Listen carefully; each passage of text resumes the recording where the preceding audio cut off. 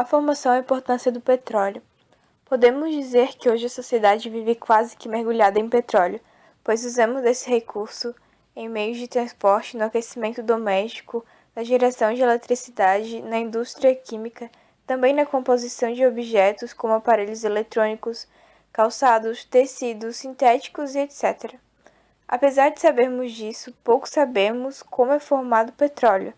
A formação do petróleo vem da deposição no fundo de lagos e mares de restos de animais e vegetais mortos ao longo de milhares de anos.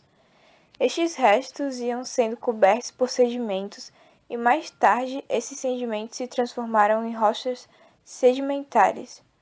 Pela ação do calor e da alta pressão provocados pelo empilhamento dessas camadas, ocorrem reações químicas que enfim formam petróleo. Quando utilizado como matéria-prima, o petróleo precisa ser aquecido para que seus elementos se isolem. Isso é chamado de destilação fracionada. O aquecimento ocorre em altas torres de aço, as colunas de fracionamento, seu interior é dividido horizontalmente, sua temperatura é muito elevada, diminuindo gradativamente até a parte superior. Então o petróleo evapora e seus componentes se condensam em níveis diversos. Em cada um desses níveis tem-se um derivado do petróleo.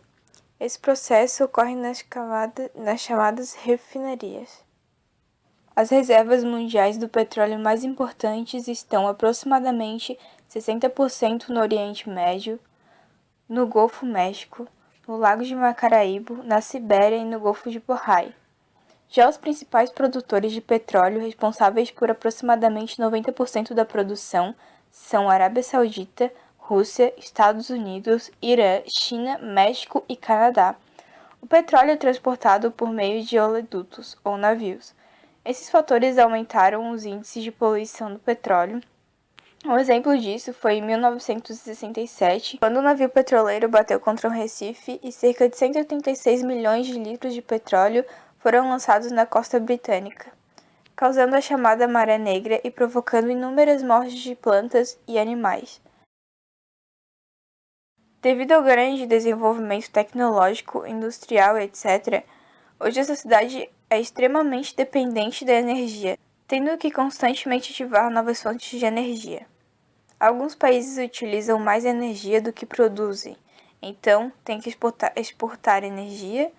Exemplo deles são o Japão e Estados Unidos.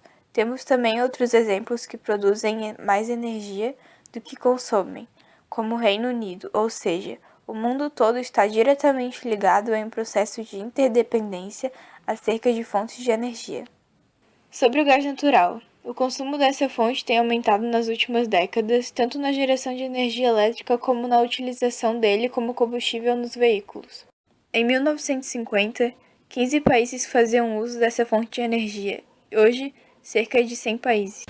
Algumas vantagens do gás natural são a facilidade no transporte, que pode ser feita através de dutos, o baixo impacto ambiental, pode ser utilizado nas formas líquida, gasosa.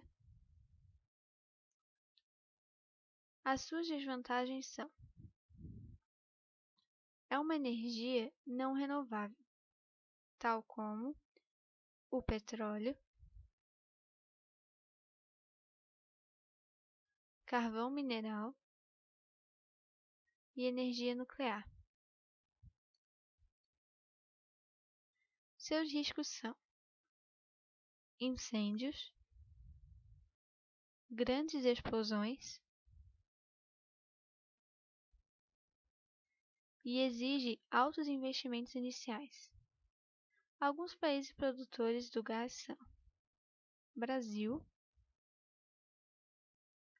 Rússia, Venezuela, Estados Unidos e Canadá.